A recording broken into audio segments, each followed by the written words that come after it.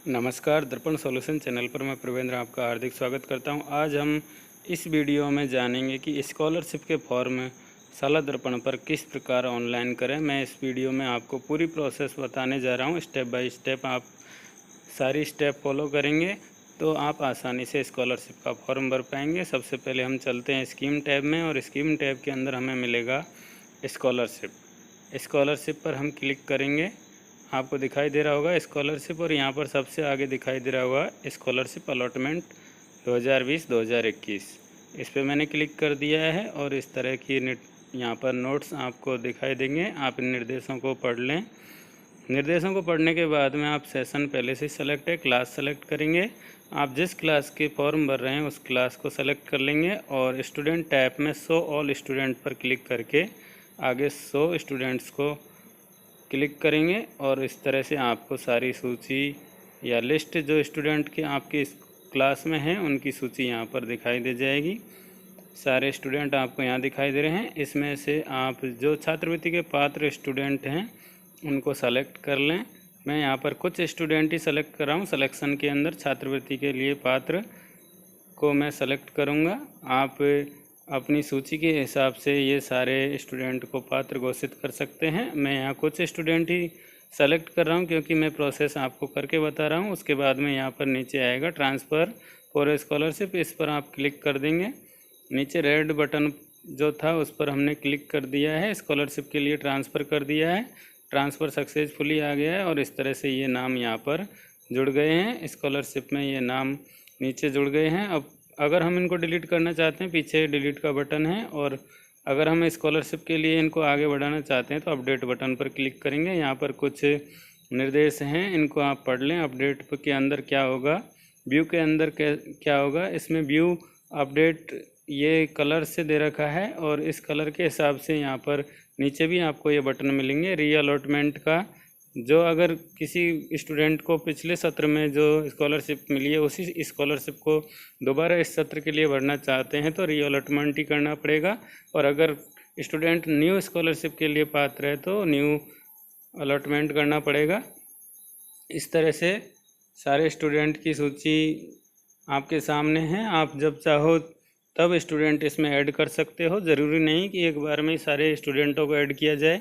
आपको बाद में अगर लगता है कि इस स्टूडेंट का फॉर्म भी भरना है तो उसका बाद में भी इस सूची में से नाम जोड़ा जा सकता है, और जो नीचे सूची जोड़ी गई है उसमें से हटाया भी जा सकता है। इस तरह से आप आसानी से ये फॉर्म की प्रोसेस कर पाएंगे। सभी नाम यहाँ पर आ गए हैं। मैं कुछ नामों पर आपको प्रोसेस करके बताऊँगा।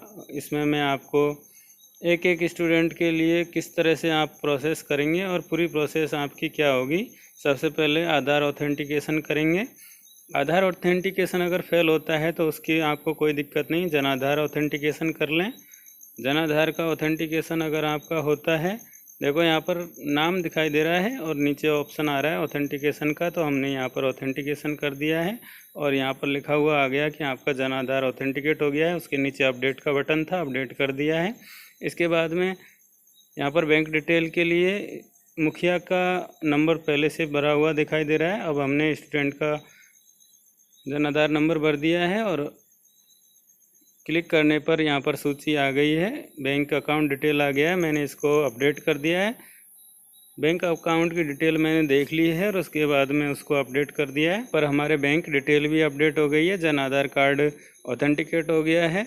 उसके बाद हम ये जो ऑप्शन है यहाँ पर उनको सारों को एक एक करके अपडेट करते जाएंगे। स्कॉलरशिप से रिलेटेड जो जो डॉक्यूमेंट हमने लिए हैं, डॉक्यूमेंट संबंधी अपडेट हमने कर दिया है।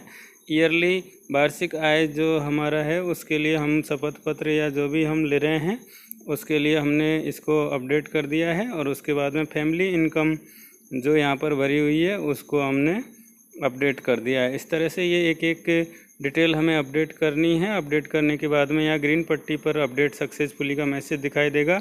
अब इस स्टूडेंट के सामने यहाँ पर यस दिखाई दे रहा है।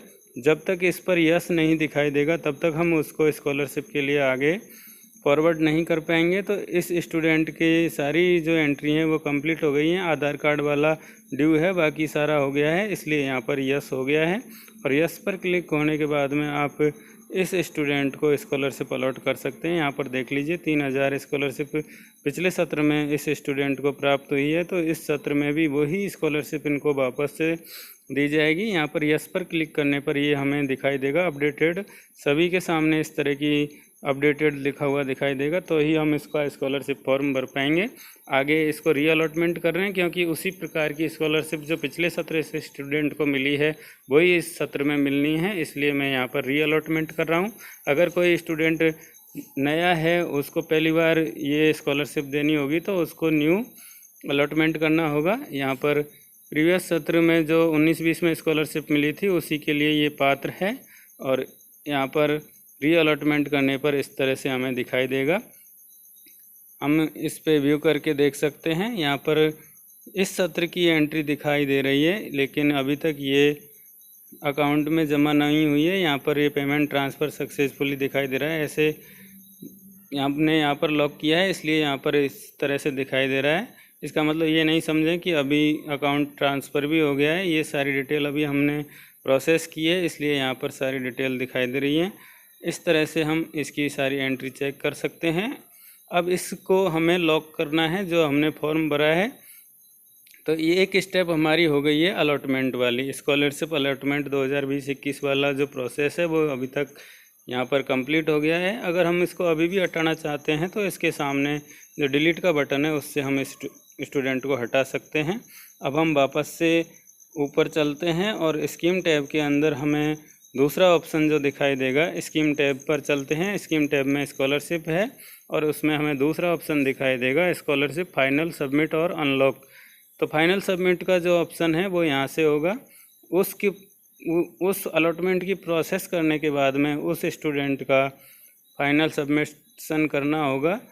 यहाँ पर आकर हमें उसकी जो स्कॉलरशिप हमारे सामने दिखाई दे रही थी उसको सेलेक्ट करेंगे। यहाँ पर बहुत सारे ऑप्शन हैं, आप सही सेलेक्ट करेंगे तो उस स्टूडेंट का नाम यहाँ पर दिखाई देगा और यहाँ पर स्कॉलरशिप अमाउंट हमें भरना है।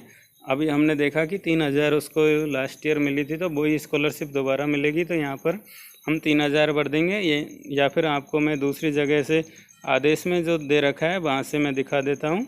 स्कीम के अंदर हमें स्कॉलरशिप के अंदर मैनुअल यूज़र मैनुअल मॉड्यूल का मैनुअल दिखाई दे रहा है, इस पर हम क्लिक करेंगे। क्लिक करने के बाद में एक PDF खुलेगी और इस PDF में जो स्कॉलरशिप दे है उसकी कुल राशि का यहाँ पर लिखा हुआ है। कुल राशि जो लिखी हुई है उतनी संख्या हमें यहाँ पर लिखनी है। अगर 3000 कुल राशि लिखी हुई है तो हमें यहाँ पर अमाउंट के ऑप्शन में 3000 ही लिखना है।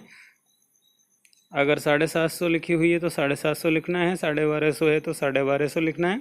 यहाँ पर राशियाँ 750, 1250, 3000 इस तरह की राशियाँ हैं, तो यहाँ पर हम 3000 भरेंगे।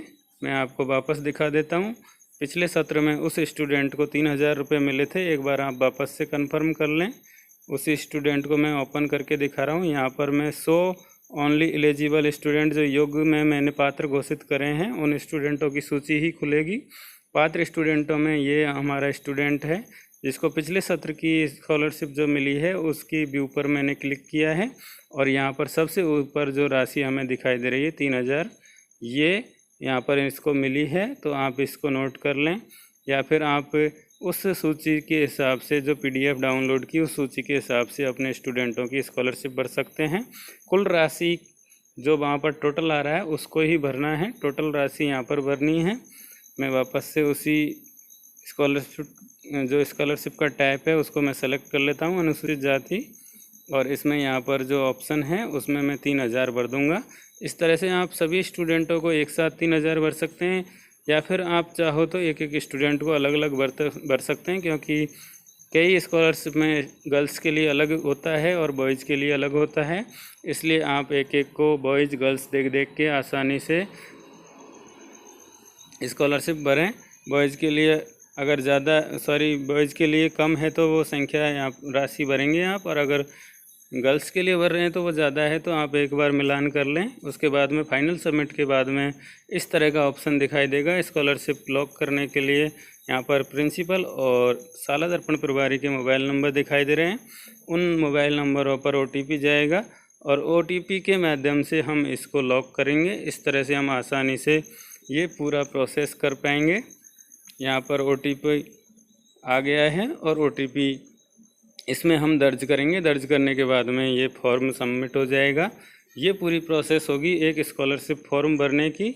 हम इसको एक एक करके सबमिट नहीं करें, सारे स्टूडेंटों को एक साथ सबमिट करेंगे तो हमें बार बार OTP लेने की ज़रूरत नहीं पड़ेगी। अगर हमारे इस तरह की स्कॉलरशिप में 20 स्टूडेंट हैं तो 20 स्टूडेंट को हम एक साथ लॉक कर सकते हैं और उसके लिए सिर्फ एक ही OTP आएगा। इस तरह से अगर आप 5 तरह की स्कॉलरशिप भर रहे हैं तो 5 बार आप OTP लेंगे और उन OTPों के माध्यम से आप ये स्कॉलरशिप के फॉर्म कंप्लीट कर पाएंगे।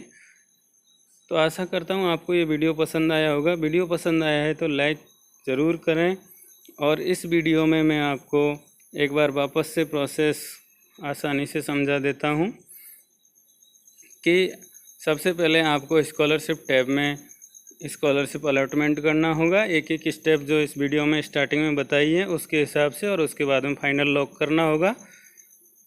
आप इस तरह से सारा स्कॉलरशिप फॉर्म भर पाएंगे। धन्यवाद।